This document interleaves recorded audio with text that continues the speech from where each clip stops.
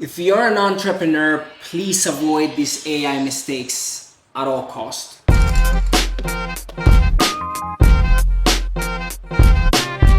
First up, ChatGPT is not your business's fairy godmother. Sure, it is powerful and can do a bunch of things, but it will not solve all of your business's problems with the wave of a digital wand. Make me $10 million in 2 days.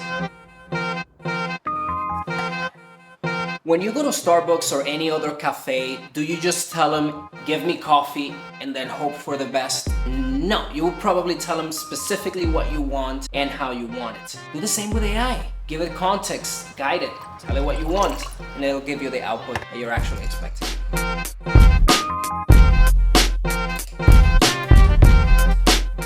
In the same way that it makes no sense to fix a leak with a spoon, don't try to use ChatGPT for every use case.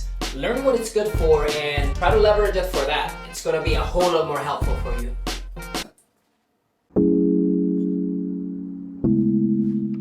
Okay, so this next one's big. Don't just swallow everything that AI tells you.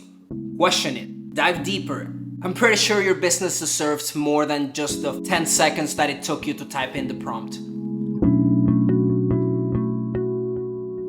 AI is like a mirror. It's gonna reflect everything that was put into its training data, so don't be fooled into thinking that it's gonna be completely unbiased, because more often than not, it's very biased.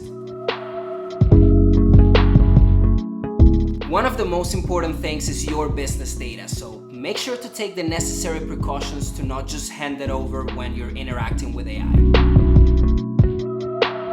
Lastly, ChatGPT is just a tool. A very powerful one, but just a tool. So don't try to make it your whole business strategy. Trying to find balance is key, and it's gonna make you achieve your goals a whole lot easier. So as a business owner, try to avoid making these mistakes when working with AI.